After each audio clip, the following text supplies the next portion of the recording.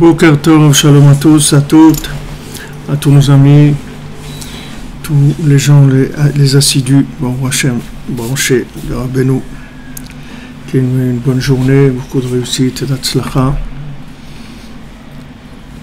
beaucoup de consolation.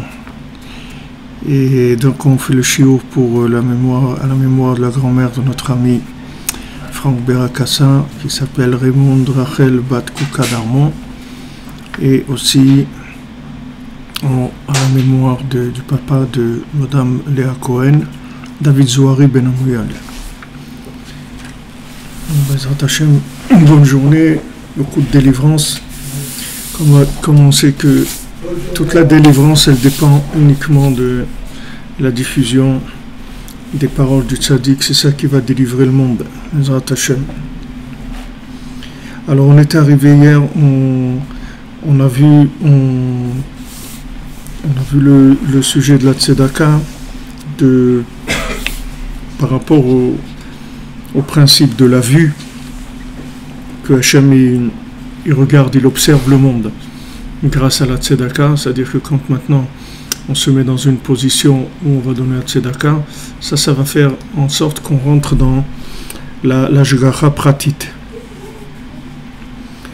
Alors, on avait vu Ashkiva Mimon Kodshecha Min Hashamayim Varet Amecha Israël, c'est-à-dire que tu bénis le Ham Israël par le fait que tu le regardes d'en haut, c'est-à-dire du ciel. Hachem il regarde le Ham Israël, il le bénit.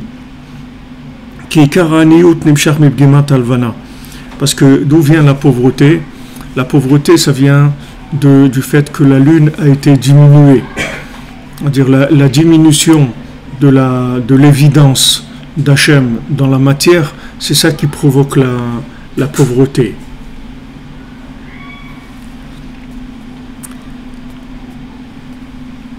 Keikar aniut mimshar bgimat alvana, שהוא בחינת חושר, בחינת ותכהנה עיניו מראות, שהוא בחינת מיעוט והסתרת ההשגחה. Alors, maintenant que normalement Normalement, si on était en contact avec la divinité qu'il y a dans le monde, il y a la bracha dans tout, il y aurait la bénédiction dans tout, puisque maintenant chaque chose, elle est prévue d'être connectée à Hachem, de révéler Hachem. Donc si on arrive à être en contact avec la divinité qu'il y a dans la chose, automatiquement il y a une bénédiction qui vient. Donc la pauvreté, en fait, comme on a dit, la pauvreté elle est mentale, c'est-à-dire c'est la pauvreté elle est dans la tête d'abord. C'est pas quand la personne elle est pas consciente de la présence divine qu'il y a dans la matière, c'est ça qui amène la pauvreté. Comme il est écrit pour Yitzhak Avinu que Vatichaena enav mirot, que Yitzhak Avinu il a eu la vue qui a baissé. Qu'est-ce que ça veut dire à son niveau? Yitzhak Avinu c'était un grand tzaddik. Comment sa vue elle a baissé? Sa vue elle a baissé, c'est-à-dire que là où il était, il a pas vu qui c'était Esav par rapport à Yaakov. Là où il était, c'est-à-dire il pensait que Esav il était déjà réparé, parce que Esav il est lunaire. Comme je vous ai dit, Esav normalement ça devait pas être Esav, ça devait être David Ameler, le jumeau de Yaakov. Et le fait que le monde n'était pas prêt à la révélation du roi David, c'est-à-dire que du pouvoir d'Hachem dans le monde, du pouvoir de Mashiach, alors ça c'est ça qui a fait qu'il pouvait pas se révéler en tant que David Ameler. Donc Esav, si vous voulez, Esav c'est la clipa de David Ameler. Il représente la clipa de David Ameler. Parce que David Ameler, c'est quelqu'un qui est entièrement connecté à la matière. David Ameler, c'est pas un planeur du tout. C'est pas du tout il n'a pas du tout le côté planant. David Ameler faisait des guerres, il était très concret dans ce qu'il vivait, parce que c'était un roi. Le principe du roi, c'est d'instaurer dans le monde la royauté d'Hachem. C'est ça, lui, il doit vivre dans la soumission totale. Il doit s'annuler complètement à Hachem, puisque c'est écrit, la Torah, elle nous dit que un roi, il pouvait pas, il devait avoir un petit Sefer Torah toujours sur lui. Il avait toujours un petit Sefer Torah sur lui, le roi. Tout le temps, il devait avoir des petits Sefer Torah, il avait sur lui tout le temps. Parce qu'il devait toujours être connecté à la Torah, et en même temps, il avait les mains comme on dit, dans le cambouis, en même temps. Comme il a dit David Ameler, et Rabbeinu il a répété ça aussi. Il a dit, mais moi, mes mains, elles sont dans le placenta et le truc pour permettre une femme à son mari. C'est-à-dire que David Ameler, pour voir si une femme elle était nida ou pas, il mettait ses mains là-dedans dans le placenta, dans le truc, pour regarder si c'était quelque chose qui devait purifier ou pas. Alors Rabbeinu il a dit ça. Ça veut dire quoi? Ça veut dire que ces tzadikim là, ils n'hésitent pas à rentrer dans les endroits les plus éloignés pour purifier le monde, pour rapprocher le monde d'Hachem. Ils n'hésitent pas à rentrer là-dedans. Tandis que maintenant, la plupart des tzadikim, eux, qu'est-ce qu'ils ont fait? Ils s'occupent des gens qui sont déjà un petit peu sortis, qui tiennent debout déjà un petit peu. Donc pour Yitzhak Avinu, Esav, il représentait David Ameler dans le concept. C'est-à-dire qu'il pensait que Esav, il avait compris le message et qu'il allait être vraiment celui qui allait aider Yaakov à diffuser la Torah dans le monde, à instaurer le pouvoir d'Hachem. C'est ça la place de Esav. Esav, il est là pour aider Yaakov à instaurer dans le monde le pouvoir d'Hachem. Parce que Yaakov, il peut pas jouer les deux rôles.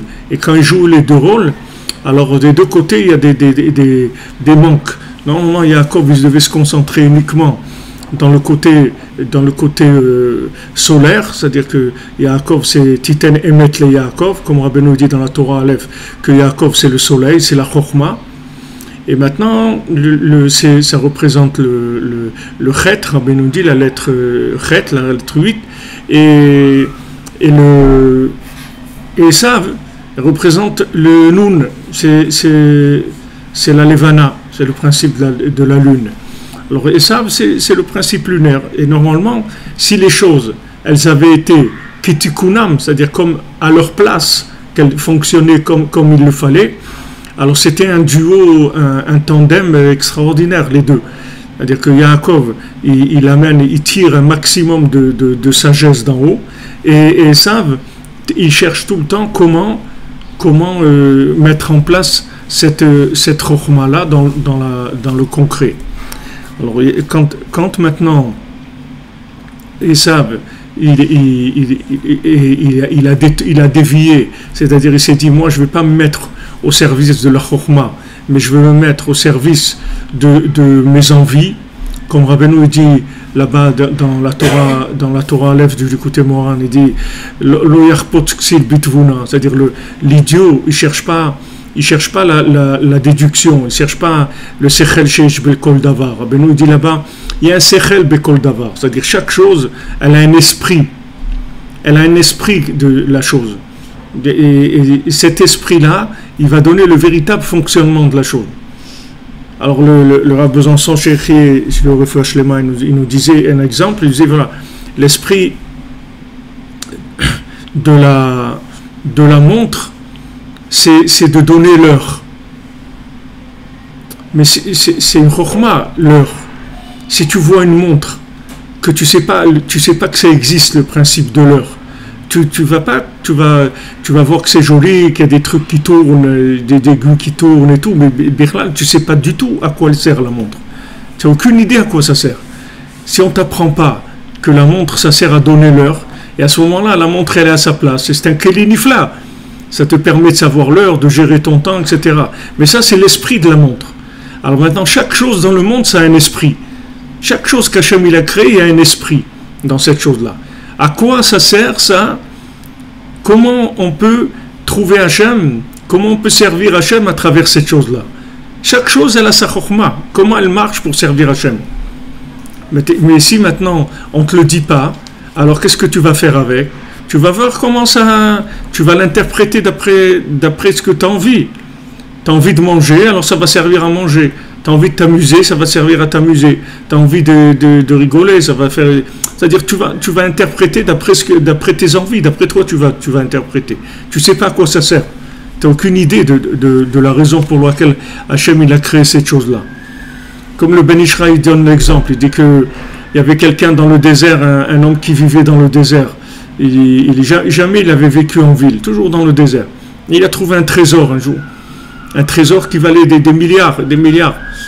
Et là-bas, il y avait des bijoux, des diamants et tout. Alors, chaque bijou qu'il trouvait, il essayait de voir si ça rentrait autour du cou des moutons, dans les pieds des poules, des trucs comme ça. Parce que lui, à quoi ça peut servir d'autre? C'est tout ce qu'il connaît dans sa vie. Il connaît des moutons, des poules et des vaches, c'est tout. Donc, quand il voyait un truc, il disait au pied de la vache, ça va faire, c'est bien, ou sur la queue de la vache, ou truc. Et il ne savait pas que ça vaut une fortune. Il ne sait pas. Il n'a pas la chokhma de la chose. Alors, ce monde-là, il y a une chokhma dedans. Rabbeinu dit qu'il faut chercher, il faut s'attacher au sechel sheish bekol davar. Chaque chose, ça a un esprit. Et il faut s'attacher à l'esprit de la chose. Alors il dit maintenant, même si tu n'es pas au niveau de comprendre l'esprit de la chose, mais au moins, Rabbi Nathan il dit, sur la Torah Aleph, au moins que tu aies la confiance qu'il existe un esprit de cette chose-là. Au moins que tu vas voir, je ne sais pas, les chutes de Niagara, tu fais une bracha devant des choses grandioses qu'Hachem il a créées, parce que c'est sûr que ça, il l'a créé pour quelque chose qui veut révéler son nom. Maintenant, toi, tu n'as pas l'esprit de la chose, mais au moins tu sais que ça sert à quelque chose de grand, c'est-à-dire de révéler Hachem.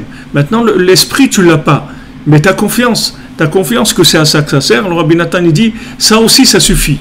C'est-à-dire le fait que maintenant, même si tu n'as pas l'interprétation exacte de la chose, mais le fait que tu as la émouna, tu as la foi, que cette chose-là, elle sert à révéler Hachem, alors ça révèle l'esprit qu'il y a dans la chose. Alors maintenant, lui, Esav, il dit, écoute, il n'y a pas d'esprit dans rien, tout ce qu'il y a ici, ça se mange, ça se vend, ça s'achète, ça se truc, voilà, c'est tout. en tire du plaisir, à quoi ça sert? Comment on s'amuse avec ça? Comment on tire du plaisir de ça? C'est tout. Parce qu'il n'y a pas de recherche de compréhension de mettre cette chose-là à sa véritable place. Donc Yitzhak, lui, il ne pouvait pas imaginer que son fils, il était pas là-dedans. Il pensait que son fils, il était là où il fallait. Donc il voulait lui donner toutes les bénédictions. Alors ça, le fait que maintenant, lui, que Yitzhak, il ne voyait pas Esav où il se trouvait, c'est ça qui a fait que ses yeux, ils ne voyaient plus. Parce que Béhémet, ses yeux, ils ne voyaient plus.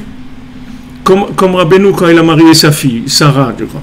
Quand Rabbeinu a marié sa fille, alors le beau-père, c'était un grand tzaddik, mais il était malade déjà. Et donc, normalement, c'est Nahoug, le minag, c'est qu'on marie la fille dans la ville c'est-à-dire de la fille, pas du garçon.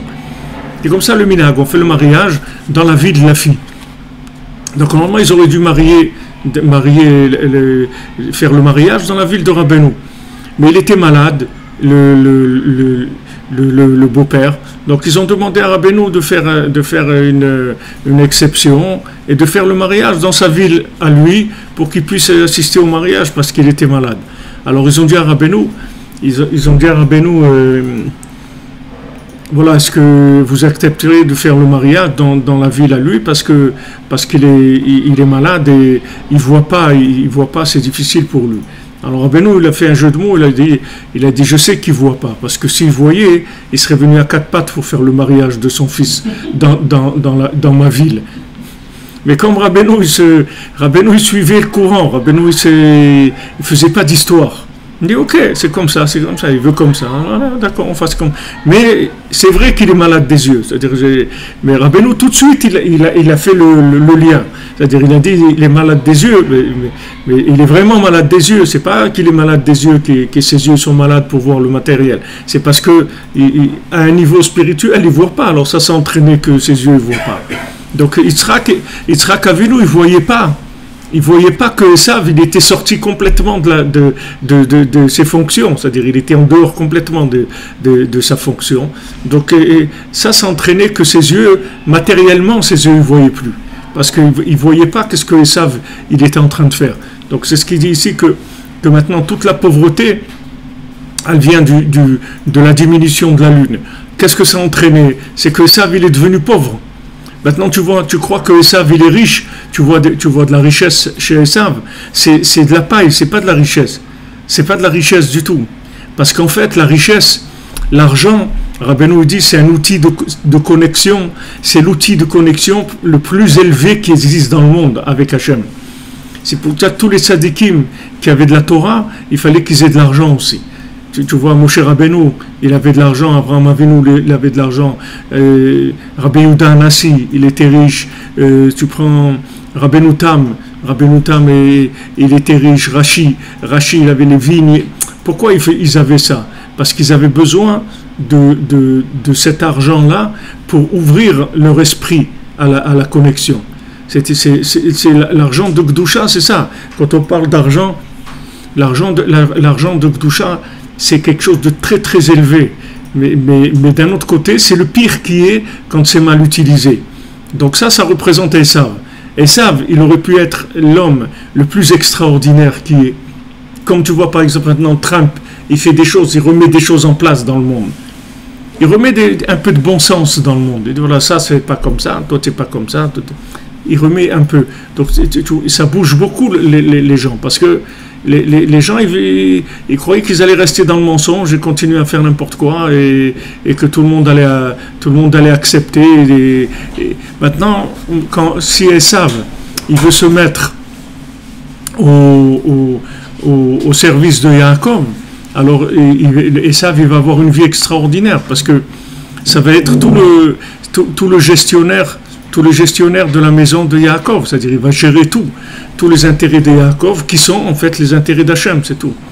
Alors Esav, quand maintenant il a pas voulu servir l'esprit, c'est-à-dire qu'il a dit, lui en tant que forme, il a dit moi moi je veux être indépendant en tant que forme, je ne veux pas servir l'esprit de Yaakov. Je veux servir mes intérêts à moi, c'est-à-dire mes plaisirs, mes désirs à moi, c'est tout. Je ne veux pas servir Yaakov. Dès qu'il a fait ça, il est tombé dans la pauvreté, il a perdu tout de suite les bénédictions. Tout de suite, qu'est-ce que c'est la bénédiction? La bénédiction, c'est une chose connectée, c'est ça la bénédiction. La bénédiction, c'est être connecté. C'est ça la bénédiction. Une chose connectée, c'est ça une bénédiction. Rabbeinu raconte le Maaseh Mibitachon. Rabbeinu raconte qu'une fois il y avait un roi, il a dit qui est-ce qui est plus heureux que moi dans le monde, qui est-ce qui est le moins soucieux que moi dans le monde. Alors il a été dans les rues pour voir s'il y a des gens qui sont plus heureux que lui. Et il est arrivé dans une maison où dans le sous-sol comme ça, on entendait très faiblement comme ça le son d'un violon. Alors il est rentré là-bas, il a vu un monsieur qui dansait, il avait un violon, il dansait, il chantait, et il avait un repas de roi sur la table, un super repas et tout. Et alors le roi lui a demandé, ça va, il lui a dit, ouais, viens, rentre, viens boire un coup, truc, et elle l'a invité. Alors le roi il lui dit, il y a une fête chez toi aujourd'hui, quelque chose. Il dit, non, chez moi tous les jours c'est la fête, c'est comme ça. Il dit, comment tous les jours? Il dit, ouais, tous les jours. Il dit, voilà, moi comment je vis, moi je travaille.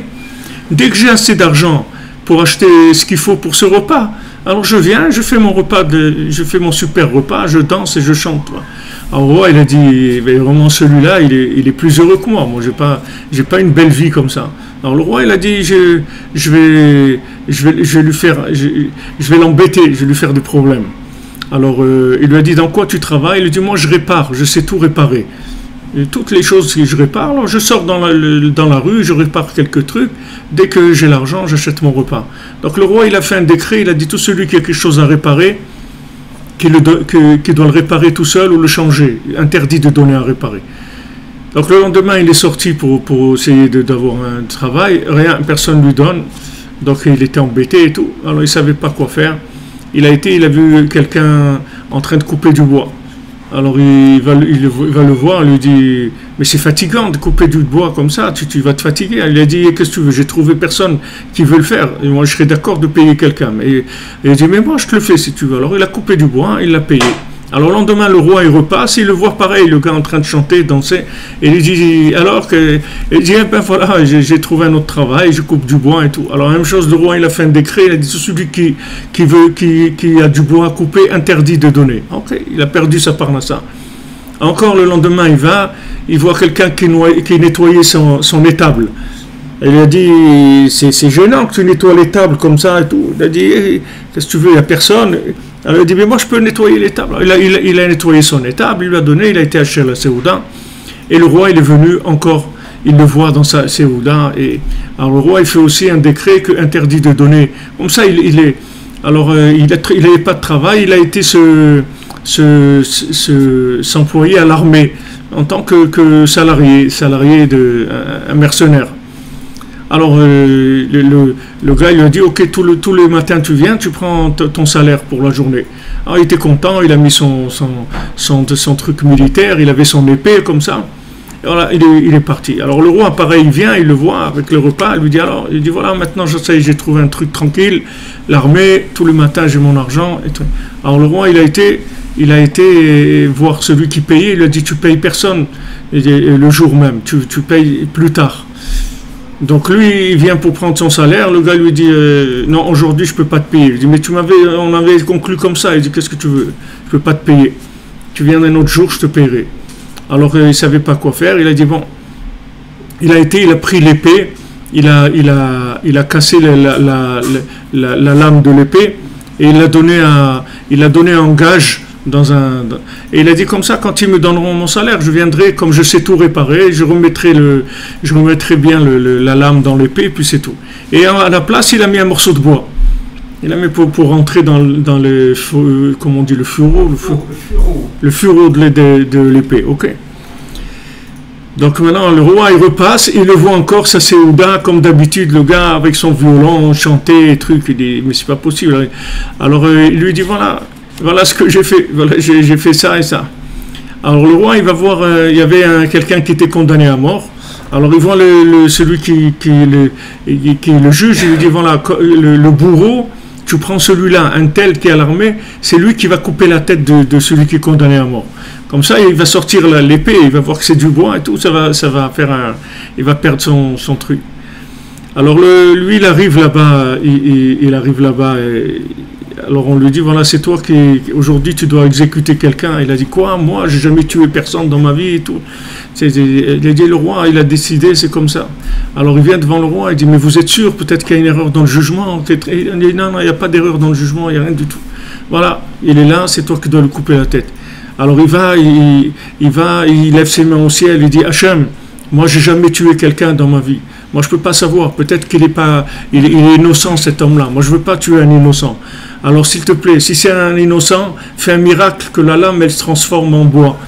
Alors, il sort l'épée et voilà, c'est du bois. Alors, tout le monde a vu ça et les gens, ils ont rigolé et tout. Et le roi, il a dit, bon, un homme comme ça, il faut le laisser tranquille. Il n'y a pas Il a laissé.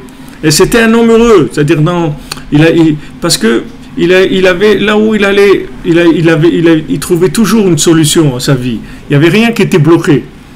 Parce qu'il avait sa émouna, là où il allait, il trouvait toujours quelque chose à faire, il trouvait toujours comment faire pour faire son repas et être joyeux dans l'insouciance, etc. Mais Esav, si tu veux, il est plein de soucis, il est plein de stress, il est plein de dépression, plein de trucs comme ça. Pourquoi? Parce que il n'y a pas d'esprit dans son truc. Quand la personne, elle tourne que dans la consommation, c'est terrible. Pardon. Ça donne beaucoup de nerfs, ça donne beaucoup de frustration. Parce que la seule chose qui rassasie, c'est la divinité, c'est tout. S'il n'y a pas de divinité, tu n'es pas rassasié. C'est pour ça que la Gemara, elle dit qu'un aveugle, il n'est jamais rassasié. Pourtant, c'est bizarre, hein? C'est difficile de comprendre ça. Comment un aveugle, il n'est jamais rassasié? Un aveugle, tu peux lui donner le meilleur repas du monde, il n'est pas rassasié. Parce que ce qui rassasie dans ce que tu manges, c'est ce que tu vois. C'est pas ce que tu mets dans ton ventre. Ce que tu mets dans ton ventre, c'est pas ça. Toi, tu crois que ce que tu vas mettre dans le ventre, c'est ça. Non, c'est ce que tu vois.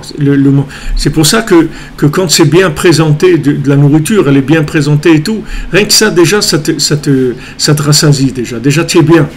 Le fait que c'est bien présenté. Alors, la Gemara, elle dit, un aveugle, il n'est jamais rassasié. Ça veut dire que maintenant, comme il dit ici, que le fait que la vue, elle a baissé, le fait que maintenant, il ne voit pas. Il ne voit pas parce qu'il ne cherche pas l'esprit dans la chose. Donc ça va faire qu'il va être en frustration permanente. C'est-à-dire que jamais il va être rassasié. Il ne peut pas être rassasié parce qu'il ne voit rien. C'est-à-dire qu'il ne voit pas la chose à quoi elle sert. Donc comment tu veux qu'il soit rassasié? Pour être rassasié, il faut que tu trouves à quoi ça sert cette chose-là. Et à ce moment-là, tu la mets à sa place. Si tu as une montre, tu ne sais pas que ça sert à donner l'heure. Qu'est-ce que tu vas pouvoir faire avec cette montre-là? Une fois que tu vas la démonter, que tu vas la remonter, que tu vas la nettoyer, qu'est-ce que tu vas pouvoir faire avec une montre? Tu ne vas rien pouvoir faire du tout. Tu vas t'ennuyer, puisque la chose, elle n'est pas à sa place, donc tu ne connais pas la fonction de la chose. Elle va être complètement inutile. Et les masses, Esav, il vit dans un monde inutile, si tu veux, puisque son monde, il ne sert à rien. D'après lui, le monde, il ne sert à rien. Il ne sert à rien du tout, puisque maintenant, la raison pour laquelle le monde a été créé, lui, il n'est pas d'accord avec ça. Lui, il a dit non, il n'y a pas d'esprit, il n'y a que de la forme. On prend que l'emballage du monde et on se dit, mais avec l'emballage, tu n'auras rien du tout. Il n'y a rien dans l'emballage. L'emballage seul, il ne vaut rien du tout. L'emballage, il est là pour emballer l'esprit. Mais si tu prends que l'emballage, même si au début tu es emballé pour l'emballage, mais si tu restes qu'avec l'emballage, c'est dommage. C'est dommage. Alors ça, c'est-à-dire, c'est un système qui, si tu veux, d'autodestruction, parce que du moment où la personne, elle cherche pas l'esprit, donc elle voit plus clair. Et donc les choix qu'elle va faire, ce sont des choix d'erreur. Parce que les massés, elle est aveugle parce qu'elle ne cherche pas l'esprit. Du moment où elle ne cherche pas l'esprit, la vue, elle n'est pas claire, c'est-à-dire elle ne voit pas la vérité, parce qu'il ne cherche pas l'esprit de la chose. Donc ça, on voit même au niveau de Tzrak Avinu, lui-même, il a subi ça. Donc il a subi ça, il a cru que Yitzhak, c'était vraiment quelqu'un de bien, qui allait servir son frère, etc. Et il voulait lui donner les bénédictions. S'il n'y avait pas Rivka qui était intervenue et qui avait remis les choses en place, ça aurait été une catastrophe, parce que elle savait Rivka, que si jamais Esav il prenait toutes les bénédictions, c'était terminé pour Yaakov, il serait mort Yaakov, il n'aurait rien du tout. Donc elle a fait ça, qu'il s'est déguisé un peu en Esav, il a pris les bénédictions, etc. Alors Esav, lui, il a voulu consommer, il a voulu les plaisirs, etc. Il a tout perdu. Il a tout perdu. Mamash, il a tout perdu. Est-ce que tu vois, tu as l'impression qu'il a quelque chose, tu verras qu'il n'a rien du tout. C'est comme Rabbeinu rapporte Azimale Sechok Penu. À la fin, tu vas voir, notre bouche, elle va se remplir de rire. Tu vas commencer à rire. Parce que à la fin, tu vas rire. Parce que tu vas voir que les massés, tout ce qu'il avait, tu croyais qu'il avait des choses, il n'avait rien du tout. C'était tout de l'imaginaire. Il n'y avait rien. C'est-à-dire, il n'y avait rien parce que il y a une insatisfaction permanente. Pourquoi ça tourne? Pourquoi ça tourne vite? Pourquoi on doit changer des trucs? Pourquoi toujours il y a des nouveaux téléphones et des nouvelles voitures et des nouveaux designs et des nouveaux vêtements et des nouvelles musiques pourquoi il y a des trucs nouveaux tout le temps? Parce que c'est la seule chose qui donne l'impression qu'il y a un petit peu de plaisir. C'est quand tu changes l'emballage. Tu comprends? C'est vrai que c'est un emballage, mais il est nouveau. Donc le temps qu'il est nouveau, l'emballage, ça te mène un peu de satisfaction. 1 heure, 2 heures, 1 semaine. Et puis après, ça y est, il est mort le truc. Après, tu achètes une autre. Alors maintenant, il y a une grande télévision. Elle est arrondie comme ça, elle fait 2 mètres, truc. Et avec ça, ok. Alors la personne, elle achète ça, elle est contente pendant 24 heures, 48 heures, 72 heures. Et après, ça y est, la télévision, elle est rentrée dans la terre aussi. C'est-à-dire, elle devient terre à terre. C'est-à-dire, elle rentre dans la terre, elle est morte, c'est fini. Elle ne tire plus de satisfaction. Donc maintenant, la personne, elle est sans arrêt en train de chercher. I can't get no satisfaction. Il peut pas. Il n'arrive pas à tirer de la satisfaction. Ah, il va voyager. Waouh, un truc, ça y est, il va aller passer des vacances à Tokyo. Truc, okay. Il arrive à Tokyo. Ça y est, le manger c'est le même de l'être humain, les trucs, ok, les super hôtels, tout combien l'hôtel? 1 jour, 2 jours, après ça y est, c'est fini. Il n'y a pas, si tu ne cherches pas l'esprit, toutes les choses sont mortes. Donc après, il y a de la frustration. Les gens, ils sont frustrés, ils sont tout le temps en train de chercher comment ils vont faire. Alors ce qu'il dit ici, que נמשך פגימת הלבנה שהוא בחינת חושר, בחינת ותכהנה עיניו מראות, שהוא בחינת מיעוט הסתרת ההשגחה. Ça veut dire que maintenant, il y a une diminution de la providence divine. כי כל הפרנסה והשירות הוא בחינת העיניים. Parce que toute la parnassa, toute la richesse, c'est des yeux, en fait. C'est des yeux qui permettent de voir. כמו שכתוב, ומה כישרון les Be'alav Kiim Re'ut Enav, comme c'est écrit dans Kohelet, et Shlomo Amelech, il dit, et quel avantage, qu'est-ce qui va tirer le propriétaire de l'argent, celui qui possède l'argent, qu'est-ce qui va tirer? Kiim Re'ut Enav, que la vue de ses yeux, c'est tout. Comme on dit, c'est du tape à l'œil. C'est du tape à l'œil, c'est-à-dire c'est tous ces trucs-là, c'est du tape à l'œil. Tout ce qu'il a fait du Esav, c'est du tape à l'œil. Parce qu'il n'y a pas d'esprit dedans. Tu crois, wow, tu vois un super emballage, un truc, wow, c'est super. Et il n'y a rien. Comme on raconte le Rambam quand il avait un truc, il y avait un idolâtre comme ça qui est venu parler au roi, qui lui a dit le Rambam, il a parlé du mal sur le Rambam et tout, il dit moi je veux faire avec lui un duel de sagesse et tout pour le vaincre. Et celui qui sortira perdant, il va mourir. Alors, ok, le roi il a été d'accord, il a pris cet idolâtre-là, et il a convoqué le Rambam, il lui a dit voilà, il dit d'accord, ok. Alors, qu'est-ce qu'ils ont fait? Le truc, c'est qu'ils vont faire un poison, ils vont fabriquer un poison, et ce poison, un poison mortel, qui tue l'autre. Ok. Alors, Maintenant, qu'est-ce qu'il va donner à l'autre? Qu'est-ce qu'il va prendre le premier? Il va mourir. Alors, le Rambam, le Rambam il dit à l'autre, à l'idolâtre, ok, donne ton poison. Alors l'autre il dit s'il est comme il est déjà sûr de lui, c'est-à-dire il dit donne-moi ton poison. Alors le Rambam il prend le poison et il fait toutes sortes de trous forts. Il a ouvert une vache, le ventre d'une vache, il est rentré dedans, il a fait des trucs. Là, au bout d'un moment c'est passé. Le poison, l'effet du poison a disparu. Alors maintenant, c'est venu le tour du Rambam qui donne le poison à l'autre. Alors le Rambam, il lui donne une boîte immense comme ça. Il lui dit voilà, prends, ouvre, il est là le poison. Alors il ouvre la boîte et il trouve une autre boîte dedans. Comme les poupées russes là. Il ouvre, il trouve une boîte et dans l'autre boîte, il y avait une autre boîte. Il y avait une autre boîte, il y avait une autre boîte. Jusqu'à la fin, il y avait une toute petite boîte et dedans, il y avait une toute petite fiole où il y avait une goutte. C'est tout. Donc l'idolâtre, il prend cette goutte-là, il avale, il meurt. Tout de suite. Alors le roi, le roi, il le félicite au Rambam et tout. Il lui dit, mais c'est quoi ce poison? Il lui dit, c'était pas du poison, c'est une goutte d'eau, c'est tout. Pas du poison, c'est une goutte d'eau. Il est mort avec ses yeux, c'est tout.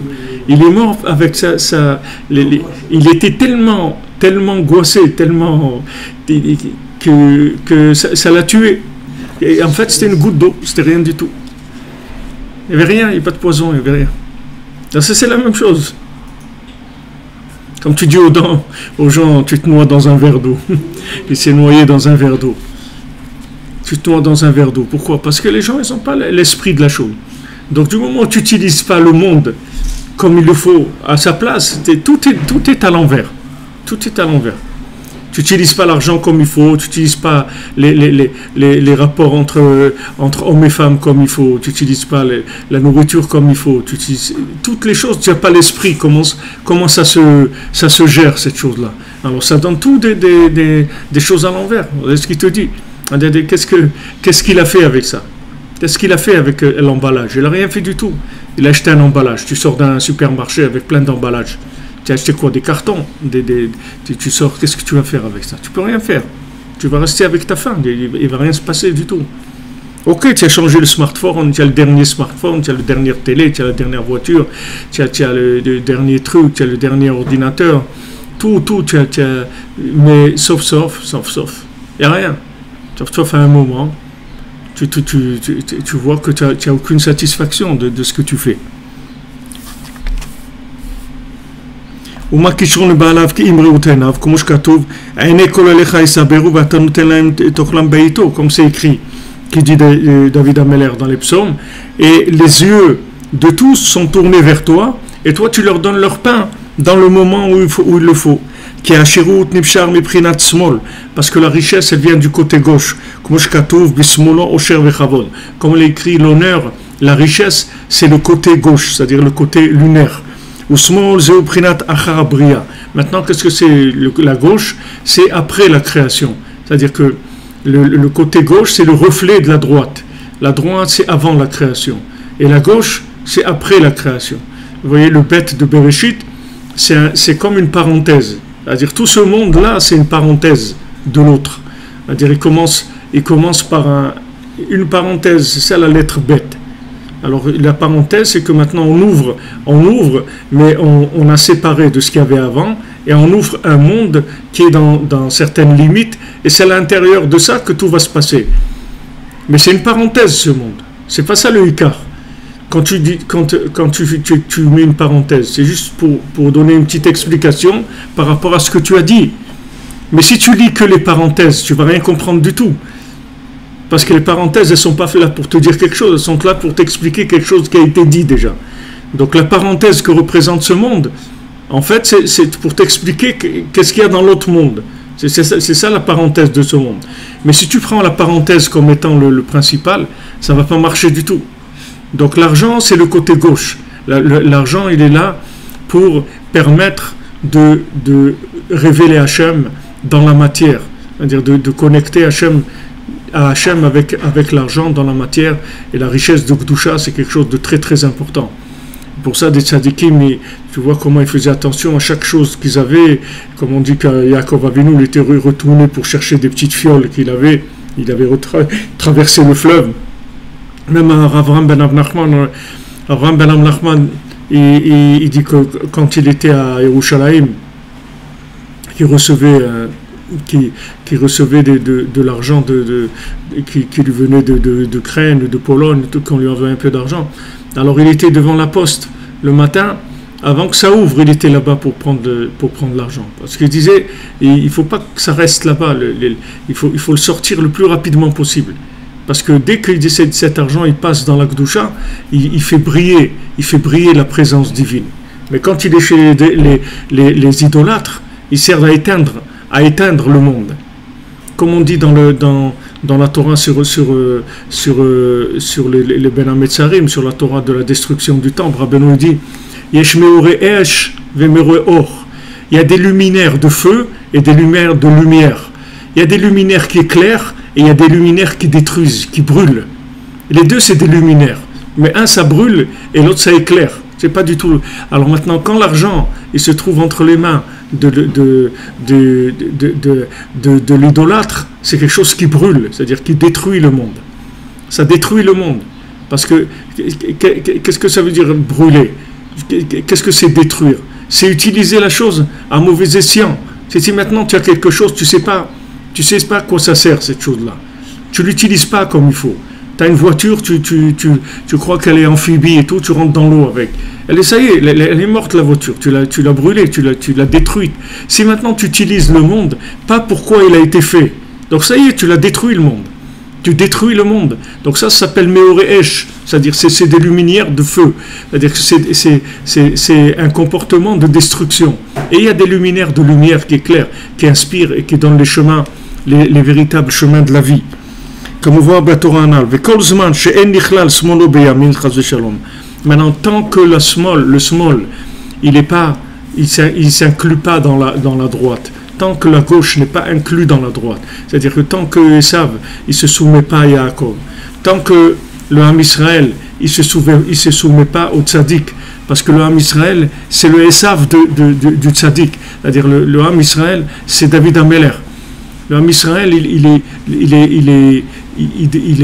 il doit se soumettre au tzaddik. Pour vous donner une idée, pour vous donner un petit peu une idée de la Emunat Chachamim, de la considération que les gens ils avaient pour les tzadikim. Rav Nachman Orodinke, le grand-père de Rabbeinu, il avait une sœur qui habitait quelque part en Ukraine. Et une fois, il était avec le Baal Shem Tov. Comme c'est connu que le grand-père de Rabbeinu, c'est lui qui avait toutes c'était l'intendant du Baal Shem Tov. C'est lui qui avait les clés de tous les endroits du Baal Shem Tov, etc. Alors, il était en voyage avec le Baal Shem Tov et ils ont été chez sa sœur. Alors, quand ils ont été chez sa sœur, le Baal Shem Tov, il a décidé de fumer la pipe. Il avait sa pipe et c'est une grande pipe qui arrivait comme ça jusqu'au parterre. Une très grande pipe. Comme un genre de narguilé, je ne sais pas, mais une pipe très longue.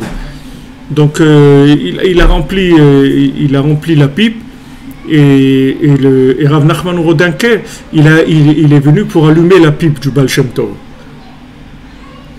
Alors, quand il met la pub du Baal Shem Tov, comment il a fait Rav Nachman Orodinke? Il s'est couché par terre complètement devant le Baal Shem Tov. Il s'est couché mamache par terre devant lui et il a allumé la pipe comme ça, couché par terre. Alors sa sœur, elle a vu ça, elle lui a dit après, mais c'est quoi ça? C'est pour allumer une pipe. Il lui dit, si toi, tu savais qui c'est cette personne-là, tu aurais cru que c'est Dieu.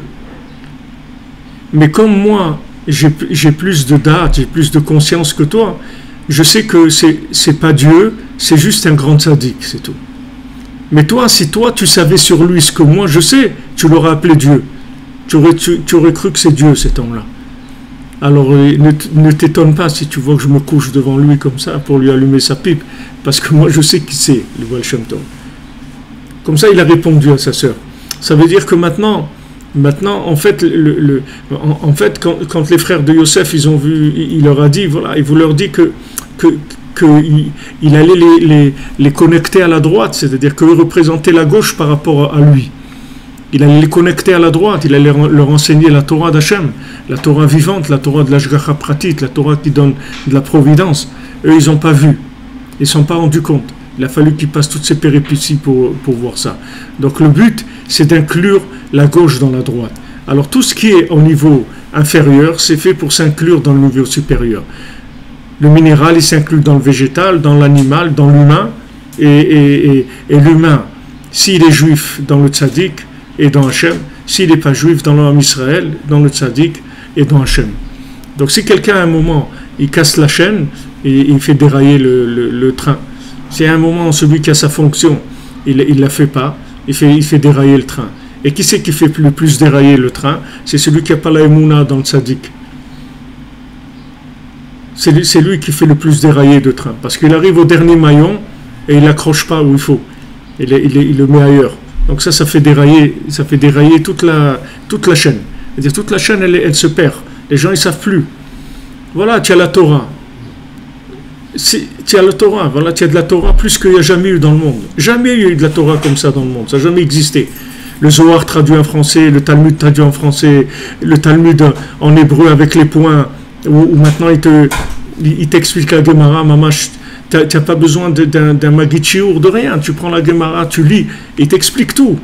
Même une notion qu'il a expliquée 3 pages avant, il te la réexplique encore une autre fois. Il ne tient pas compte que tu as étudié les 3 pages d'avant. Chaque chose sur place même, il te l'explique. Alors, il y a tout. Bon, c'est pourquoi les gens, ils ont tellement de problèmes, ils sont tellement loin d'Hachem. Voilà, il y a de la Torah. Parce que les gens, ils sont loin du tzaddik, c'est tout. C'est pour ça qu'ils sont loin d'Hachem. Ils sont loin du tzaddik. Celui qui est proche du tzaddik, automatiquement, il est proche d'Hachem. Vayaminu b'Hashem Moshe Avdo, Yoshua Binun, lo yamish mitoch haol. Rabbi Nathan, c'était le plus grand élève de Rabbeinu. Rabbeinu, il avait des grands élèves, des très très grands élèves dans la Torah, beaucoup plus grands que Rabbi Nathan. Les élèves qu'il avait Rabbeinu, comme Rav Shmuel Aizik ou Rabbi Yudel, c'était des gens qui étaient beaucoup plus grands que Rabbi Nathan, en tant que tzadikim eux-mêmes. Une fois, Rabbeinu, il a vu Rav Shmuel Aizik. Il était pauvre, Rav Shmuel Aizik. C'était quelqu'un qui était pauvre. Rabbeinu lui a dit, tu vois cet homme-là avec ses habits comme ça et tout. Il dit, il n'y a pas un roi dans le monde qui est nommé si ça ne passe pas par lui. C'est-à-dire que dans le Shamaïm, tous les princes de chaque nation qui vont nommer en haut le dirigeant de leur nation, ils ne peuvent pas nommer s'ils ne passent pas par Rav Shmuel Aizik. C'est lui qui décidait chaque pays qui va être le roi, le dirigeant du pays. Il a dit, ce bonhomme-là que tu vois comme ça, avec ses habits troués là comme ça, c'est lui il n'y a pas un qui est nommé du ciel que ça passe pas par lui. Tout passe par lui. Pourtant tu le vois, tu sais pas, c'était quelqu'un de très très grand. Et ça, Rabbi Nathan, il n'était pas dans ça du tout. Rabbi Nathan, il n'était pas dans ces niveaux-là. Lui, Rav Shmuel Aizik, Rabbeinu lui a donné la réparation des âmes. Il réparait les âmes, il élevait les âmes, il les amenait vers le paradis, etc. Ça, c'était un élève de Rabbeinu. Pourtant, qui est-ce qui a attrapé le nian de Rabbeinu? C'est Rabbi Nathan. Comme Rabbeinu, il le voulait, comme Rabbeinu le comprenait, c'est Rabbi Nathan. Personne d'autre n'a compris Rabbeinu comme Rabbi Nathan. Pourquoi?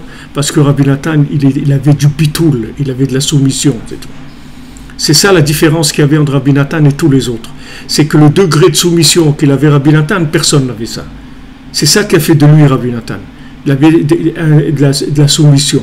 Alors en fait, le monde, c'est un monde de soumission pour grandir. Si tu vois la matière, tu vois le minéral, il se soumet au végétal, il devient quelque chose de beaucoup plus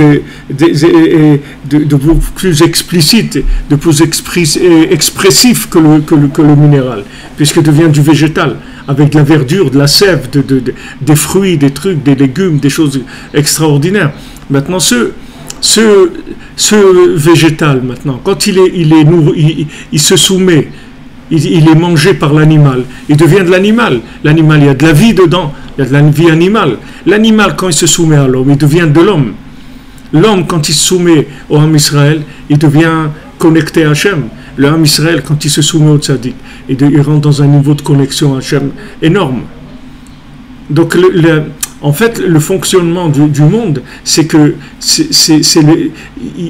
la réussite de la personne, c'est le degré de soumission à ce à quoi elle doit être soumise. C'est pas le tout de se soumettre, c'est qu'il faut se soumettre à la bonne chose pour pouvoir progresser. Donc Rabbi Nathan, lui, il a tout jeté de tout ce qu'il avait comme compréhension, comme analyse, comme déduction de la vie, tout, il a tout jeté. Il a pris que ce que Rabbi Nachman lui disait, c'est tout. Et ce degré de soumission qu'il a eu, personne ne l'a eu. C'est ça qui a fait qu'il a été qui il a été et qu'il a transmis toute la Torah de Rabbeinu, comme on voit dans la paracha. Tu vois que Hachem, il a dit à Moshe Rabbeinu, tu donnes de ton souffle divin à Yoshua. Tu lui donnes à Yoshua Benoun, tu lui donnes de ton souffle divin. Et il lui a donné. Il lui a donné de son souffle divin. Avec ça, il a fait tout ce que Moshe Rabbeinu n'a pas pu continuer, il l'a fait lui. Il a fait rentrer le Ham Israël en Eretz Israël. Yoshua Benoun, c'était pas un grand tzaddik. C'était pas un grand tzaddik. Mais c'est ce qui compte. C'est pas le niveau de tzaddik. C'est le niveau de connexion. C'est bien d'être tzaddik, c'est super d'être tzaddik. Mais un tzaddik connecté. Tzaddik qui n'est pas connecté, c'est des circuits fermés. C'est pas quelque chose qui va plus loin que dans le circuit dans lequel la personne elle tourne. Un tzaddik connecté, c'est énorme. Donc Rabbi Nathan, il était connecté. Rabbeinu l'a dit, c'est toi, Yehoshua, c'est toi. Rabbeinu l'a dit, Beferouche, c'est toi, Yehoshua. Ma lune à moi, c'est toi. Rabbeinu l'a dit explicitement, Rabbi Nathan. C'est pour ça qu'il est arrivé à là où il est arrivé.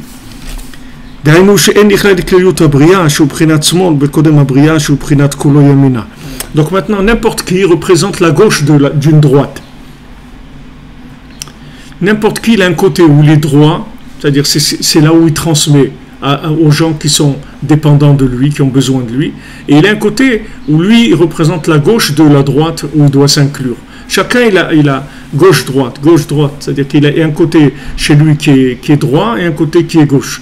C'est-à-dire le côté gauche, il doit s'inclure plus haut, le côté droit, il doit transmettre à ceux qui dépendent de lui.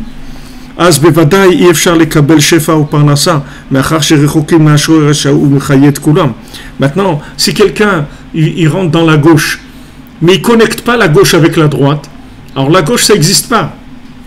La gauche sans la droite, c'est rien, il n'y a rien. Donc il n'y a pas de bénédiction, pas de parnassa, il n'y a rien du tout, ça ne marche pas. Parce que ce n'est pas connecté. Ça ne marche pas.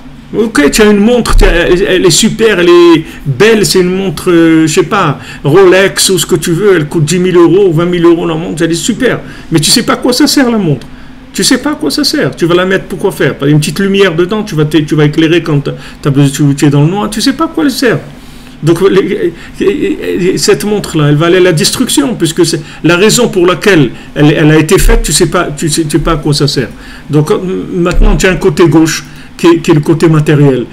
Et maintenant ce côté gauche, s'il n'est pas connecté à un côté droit, comment il va être dirigé? Par quoi il va être dirigé? Qu'est-ce qu'il va faire de sa vie? Il ne sait pas quoi faire de sa vie. Il est perdu. Alors qu'est-ce qu'il fait? Il interprète des trucs, comme il peut, il interprète, et il essaye de passer le temps, c'est tout, le temps qu'il est là. Mais il n'y a pas de vitalité. Donc il te dit, il n'y a pas de bénédiction, parce que la bénédiction, c'est le résultat de la connexion. Parce que la bénédiction, ce n'est pas quelque chose de réel, c'est quelque chose de virtuel. La bénédiction, ce n'est pas une réalité matérielle. La bénédiction, c'est la divinité qu'il y a dans la chose. C'est ça la bénédiction. Donc c'est virtuel. C'est pour entrer dans ce monde-là, il faut que tu sois connecté. C'est-à-dire qu'il faut que le côté gauche, il soit inclus. Pour ça qu'un homme, on dit tout ce qu'un homme il a, tout ce qu'un homme il a, c'est pour sa femme et pour ses enfants. Un homme, il doit honorer ses enfants et sa femme plus que même ses moyens. Il doit même dépasser ses moyens pour les honorer. Pourquoi ? Parce que c'est son côté gauche à lui. C'est-à-dire que s'il fait pas ça, il va partir complètement, il va dérailler. C'est-à-dire l'argent qu'il a, il va le faire dérailler. Mais si maintenant l'argent, il est pour être allé vers le côté gauche, c'est-à-dire alimenter le côté gauche pour qu'il soit connecté avec le côté droit, il n'y a aucun problème. Comme Rabbeinu dit que les kavanotes, si tu veux avoir les bonnes kavanotes du Masa Umatan, c'est-à-dire quand tu vas travailler, si tu veux avoir les bonnes les bonnes intentions qu'il faut avoir quand tu vas travailler, c'est de dire que voilà, tu vas travailler en fait pour donner la tzedaka, c'est tout. Rabbi nous dit, tu dois dire quand tu vas travailler chaque jour, tu dis voilà, moi je vais travailler maintenant et j'ai l'intention dans chaque parole que je vais dire, dans chaque mouvement que je vais faire, dans chaque déplacement que je vais faire, de gagner de l'argent pour pouvoir donner la tzedaka. Et à ce moment-là, ce que ton travail s'inclut dans la droite. Mais il faut toujours vérifier si ce que tu fais c'est inclus dans un niveau supérieur. Il ne faut jamais faire des choses qui ne sont pas incluses dans un niveau supérieur. Maintenant, tu vas manger, tu vas t'asseoir à table, tu vas prendre un repas, la brioute, pas de problème. Mais dans le repas, il faut que tu connectes. Comment tu vas te connecter? Tu vas donner une petite pièce à la tzedaka avant de manger, tu vas mettre un livre sur la table, et quand tu vas faire motzi, tu vas étudier un peu de Torah, ou tu vas parler de Torah avec ton prochain. Si tu manges avec quelqu'un, tu vas parler de Torah. Mais il faut que le repas il soit connecté, parce que s'il n'est pas connecté, ça va vers la gauche. Et si ça va vers la gauche, ça donne que de la destruction. C'est écrit que maintenant des gens qui sont assis, ils sont assis pour manger, pour faire un repas et tout. Maintenant, si ces gens-là, ils ne parlent pas de Torah, alors ça devient un moshav letzim, c'est-à-dire cet endroit-là, ça devient un endroit de réunion de démons, de shindalet, cet endroit-là. Pourquoi? Parce que, qu'est-ce que c'est des shindalet? Les shindalet, ce sont des êtres qui ne sont pas finis, qui n'ont pas fini d'être ce qu'ils doivent être. C'est ça des démons. Comme ils n'ont pas été finis d'être ce qu'ils doivent être, c'est-à-dire la forme, elle n'a pas été finie, donc ils peuvent pas s'inclure, donc ils sont dans le mal, ils sont que dans le mal. Ils n'arrivent pas à être dans le bien, parce qu'ils n'ont pas les éléments qu'il faut pour pouvoir s'inclure. Donc chaque situation que tu vis, il faut l'inclure, n'importe quoi que tu fais, que ce soit le travail, que ce soit les rapports humains, les rapports affectifs, il faut que ça soit inclus à un niveau supérieur. Pourquoi tu fais ça? Quelle est la raison pour laquelle tu fais ça? Il faut que il y a une raison noble pour laquelle tu fais ça. Et à ce moment-là, tu peux la faire, la chose. Et ça devient une mitzvah. Il n'y a aucun problème. Ça devient une mitzvah de faire cette chose-là. Comment ceux qui ont le mérite de vivre en Eretz Israël, comment c'est un mérite que chaque seconde quelqu'un vit en Eretz Israël, c'est une mitzvah du Yishuv Eretz Israël, c'est comme s'il est dans une soukha, c'est une mitzvah tassé midoraïta, chaque seconde qu'il est en Eretz Israël. Chaque seconde. Donc ça aussi, il faut se rappeler. Donc ça, c'est une source de joie, parce que des fois, des gens, il y a des soucis, des petits problèmes, des trucs, ou des gros problèmes même, il peut y avoir. Mais il ne faut jamais oublier où tu es et comment le fait que tu vis sur cette terre, c'est une mitzvah permanente. C'est-à-dire, c'est une inclusion. C'est une inclusion. Eretz Sochelet Yoshvea, Rabbi nous dit, une terre qui mange ses habitants. C'est-à-dire que tu es mangé par la terre, tu es transformé par le côté droit. Qui est transformé par le côté droit. Tout ça, ça dépend de la émouna, c'est-à-dire de ton rapport avec l'esprit de la chose, pas avec la forme. מאחר שרחוקים משורש השם ומחיה את כולם, ואפילו מעט השפע שיורד בהיעלם בהסתרה גדולה על ידי הסתרת השגחתו בתוך הטבע, גם זה המעט מקבלים הרוב העקום והרשעים שניקתם מבחינת אחר הבריאה, זה חלקם אשר בחרו בו. Et il dit maintenant, même le peu d'abondance qui descend dans le monde, par le fait qu'il y a quand même un maintien de lois naturelles pour donner à manger aux gens, pour qu'ils fonctionnent, pour pas que les gens ils meurent de faim, etc. Même ce côté-là, ce peu-là, il descend en fait chez les idolâtres, parce que eux ils ont choisi le côté gauche complètement. Donc ça descend, en fait ça va chez eux. Et maintenant, les Bnei Israël qui sont kashers, que eux ils sont dans le principe de la providence, parnasatam meuta meod, ils ont très peu de parnassa. Ils ont très peu parce que le fait que maintenant ce qui a été mis en place c'est des systèmes de gauche, donc il peut pas, c'est-à-dire qu'il met le doigt dedans et il part à gauche complètement, donc il n'arrive pas à inclure la gauche dans la droite. Dès qu'il touche le monde de l'argent, c'est la gauche qui l'avale, donc c'est très difficile. Très très difficile, même dans la Torah tu vois ça. Des gens ils commencent tac tac tac et après dès qu'ils ont un peu d'argent, ça y est, ça part complètement dans la gauche.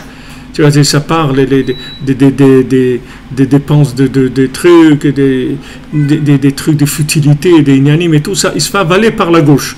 Très difficile à gérer, très très difficile. Il dit c'est pour ça que c'est un peu, parce que c'est difficile à gérer. Rabbeinu dit Vateret Plaim. Rabbeinu dit Vateret Plaim, c'est-à-dire que la descente elle a été époustouflante, énorme. Rabbeinu dit Altikre Plaim et la Alafim. Rabbeinu dit les lettres Plaim, c'est les mêmes lettres que Alafim, c'est-à-dire que l'argent il est tombé. C'est-à-dire qu'il est tombé, c'est-à-dire le concept de l'argent il est complètement à gauche. Il n'y a pas de concept de l'argent du côté droit. Il n'y a pas ça. C'est-à-dire tout celui qui touche l'argent, il le conçoit du côté gauche. C'est extrêmement difficile de le concevoir du côté droit. Donc il dit voilà, les Bnei Israël, ils ont besoin de Parnassa et tout, mais Hachem il fait qu'il leur donne un petit peu. Pourquoi il ne donne pas beaucoup? Parce qu'il va partir à gauche. Il va dérailler. Donc il veut pas qu'il déraille. Parce que l'esprit de l'approche de l'argent, il est complètement déformé. C'est-à-dire on ne sait pas du tout ce que c'est. On ne sait pas à quoi ça sert. On ne sait pas à quoi ça sert. On ne connaît pas l'utilité de l'argent. On ne sait pas comment l'utiliser, en fait. On ne sait pas. Les gens y croient. Ils disent, ouais, si moi je saurais quoi faire avec. Tu ne vas pas savoir quoi faire avec, mon ami. Il va te détruire. Pourquoi? Parce que le côté gauche domine. Le côté gauche domine. Comme le côté gauche domine, dans ces endroits les plus élevés, c'est-à-dire l'argent, c'est extrêmement puissant. Donc maintenant, ça a été complètement monopolisé par le côté gauche. Et le côté droit, il est très très faible. Le côté droit, il est très faible. C'est-à-dire que, qu'est-ce qui te reste que maintenant tu vas acheter les Chvot Shabbat, des choses pour Shabbat, et Hachem il va te les rembourser, etc. Mais c'est très petit par rapport à ce qu'il pouvait y avoir avant comme richesse, de la vraie richesse, c'est-à-dire de l'argent qui connecte. C'est quelque chose que la plupart des gens, ils ne savent pas que ça existe, ils savent même pas qu'est-ce que c'est ça, de l'argent qui connecte. L'argent, c'est fait pour consommer, c'est tout, il n'y a pas, c'est pour acheter des choses, c'est tout. C'est pour consommer, c'est pas pour connecter. C'est-à-dire le côté connecté de l'argent, les gens, ils ne savent pas ce que c'est. Ils ne savent pas ce que c'est quelque chose qu'il n'y a pas. C'est-à-dire pourquoi? Parce qu'on est descendu. On est descendu, c'est-à-dire on vit dans la gauche plus que dans la droite. On est plus dans le monde, il est plus dans le côté gauche que dans le côté droit. Donc maintenant, l'argent, qui est quelque chose d'extrêmement puissant, extrêmement puissant, donc s'il vient en quantité, il va aller du côté gauche beaucoup plus que du côté droit. Donc c'est pour ça qu'il dit que normalement les Bnei Israël, pourquoi Yaakov il doit se déguiser en Esav et passer tous ces trucs-là et tout pour avoir la Parnassa? Donne-moi ma Parnassa, c'est tout. Pourquoi je dois me déguiser en Esav? Pourquoi je dois me déguiser en Esav? Pourquoi Yaakov il doit se déguiser en Esav? Qu'est-ce qu'il a fait de mal? Qu'est-ce qu'il a fait de mal, Yaakov, qu'il faut lui mettre des peaux de trucs, des peaux d'animal sur ses avant-bras pour qu'il ressemble à Esav, et qu'en fait, la bénédiction que Yitzhak donne, c'est à Esav, c'est-à-dire il la donne à Yaakov, mais parce qu'il a cru que c'était Esav. Regardez où il faut qu'il arrive pour prendre sa Parnassa. Pourquoi Yaakov, il n'a pas le droit d'exister? Donne-moi ma Parnassa. Pourquoi je dois me déguiser en Esav pour que tu me donnes ma Parnassa? Pourquoi? Parce que le monde, il est dominé par la gauche, pas par la droite. Comme l'esprit, il n'a pas de valeur, il n'est pas valorisé. Donc si tu vas là-dedans, tu n'auras rien. Tu n'auras même pas de quoi manger. Donc on est obligé d'avoir un petit peu de rapport avec la gauche. Et ce peu de rapport avec la gauche, ça gêne beaucoup dans le fonctionnement. Ça gêne beaucoup dans la recherche de l'esprit. Et il y a beaucoup de gens, malheureusement, de ce petit rapport avec la gauche, ils sont partis à gauche complètement. Mamash, ils ont déraillé complètement. Avec tous des alibis. C'est-à-dire, tous ils vont te dire c'est une mitzvah, il faut gagner beaucoup d'argent, et trucs et tout. C'est une mitzvah, un juif il doit avoir beaucoup d'argent parce qu'il doit faire. Tout te justifier.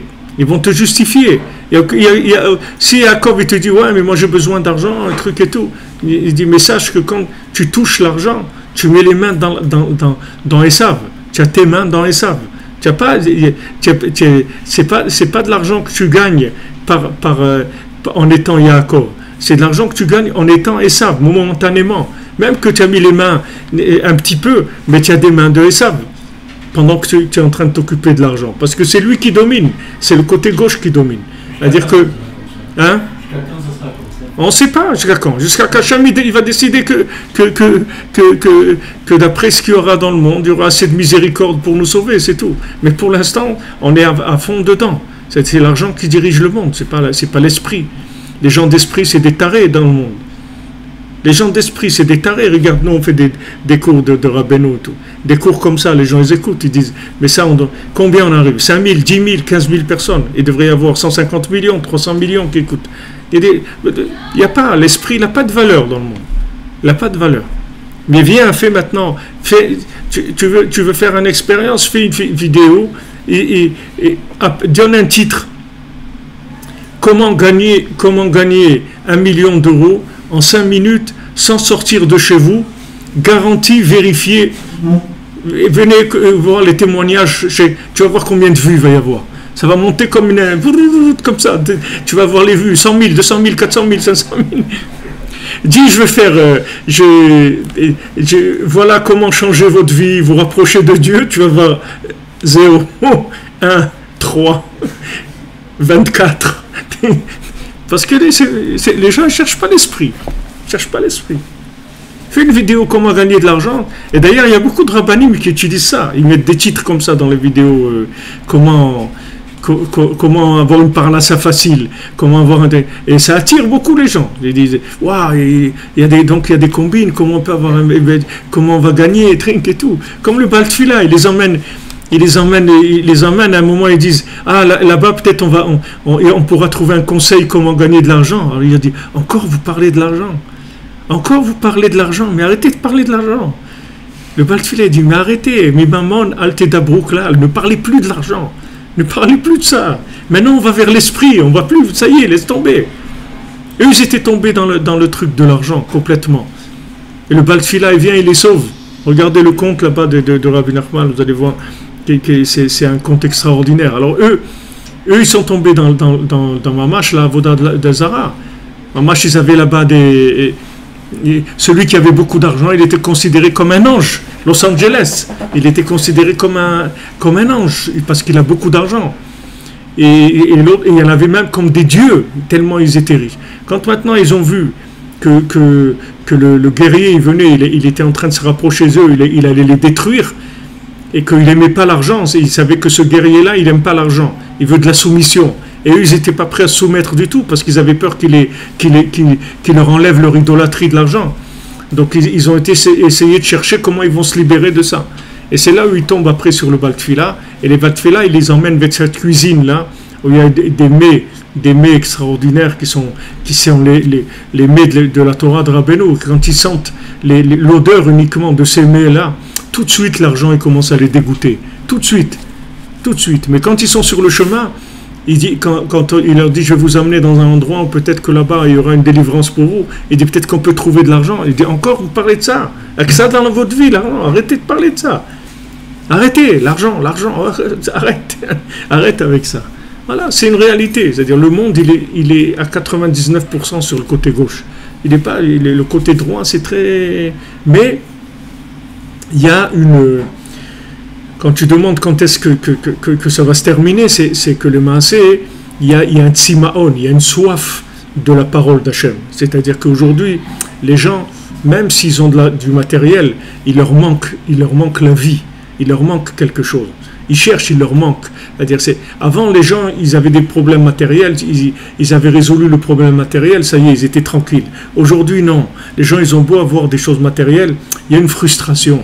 Donc les gens, ils cherchent, malgré eux, ils sont amenés à chercher. C'est ça qu'il va y avoir. C'est-à-dire qu'on dit que le monde entier, il va être dans la soif. C'est-à-dire la soif de quoi? C'est pas de l'eau. Ils vont avoir soif de la parole d'Hachem. C'est-à-dire qu'ils vont en avoir marre d'utiliser un monde qui est de l'emballage. Ils ont envie de rentrer dans l'esprit, c'est-à-dire ils ont envie d'un petit peu de satisfaction, un petit peu de sérénité, un peu de tranquillité. Donc le monde, petit à petit, il cherche l'esprit. Et de plus en plus, les gens ils vont chercher l'esprit, jusqu'à qu'il y aura la révélation. Mais pour l'instant, on est encore dans le côté gauche. Et le côté gauche, c'est la consommation. Donc il n'y a pas de bracha là-bas. Il n'y a aucune bénédiction, il n'y a pas de présence divine dans cet argent-là. Parce qu'il n'y a pas c'est pas de l'argent qui est chargé en esprit. Alors que si c'est de l'argent de Gdusha, de l'argent qui est saint, Mamash, c'est de la Torah, mamash, l'argent. C'est mamash de la Torah. Dans l'argent, il y a de la Torah, mamash. C'est l'argent de Gdusha. Mais si c'est de l'argent qui vient du côté négatif, c'est de l'argent qui amène au contraire de la soumission. Ça amène que à l'ego. C'est le contraire de la soumission. C'est-à-dire la personne elle va exister à travers son argent. Alors que nous ce qu'on veut, c'est que Hachem, il existe à travers ton argent. Il te donne de l'argent pour que tu le fasses exister à travers l'argent qu'il te donne. C'est le contraire complètement.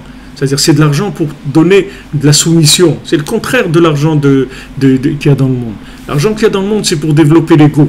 Alors que l'argent qui vient du côté de la sainteté, c'est pour pouvoir se soumettre. Tous ces gens que tu vois qui étaient riches, tu crois que eux ils utilisaient, David Ameller il était riche, je crois qu'il utilisait. David Ameller il mangeait du pain et des larmes, c'est tout. Il avait un bol de larmes, de ses larmes qu'il versait à Hatzot et il trempait son pain dans ses larmes. C'est ça qu'il mangeait David Ameller. Je crois qu'il mangeait des banquets, des trucs, tout, je sais pas, il n'utilisait pas l'argent pour lui. Tout ce qu'il avait, c'était la possibilité de toutes ces acquisitions matérielles pour pouvoir révéler Hachem. Mais ce n'était pas pour consommer, il n'avait pas du tout consommé. C'était pas son ignan du tout. Bezrat Hachem, Be'atzlacha, bonne journée, qu'on ait le srout.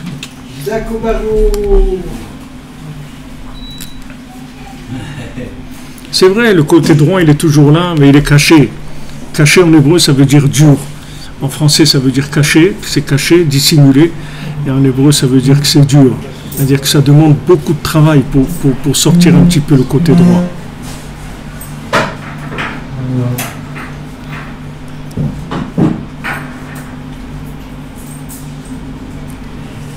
Merci à vous les amis, merci de votre présence et de votre soutien et d'être assidus. Bon, Hachem, on est quelques milliers, mais ça suffit pour tout réparer. À quelques milliers, on peut réparer le monde entier, il n'y a aucun problème. Bezrat Hachem. L'esprit, il est plus fort que toutes les formes qu'il peut y avoir dans le monde. Be'atzlacha, souhaite tout ce qu'il y a de meilleur, Bezrat Hachem, une bonne journée, beaucoup de bénédictions dans tout.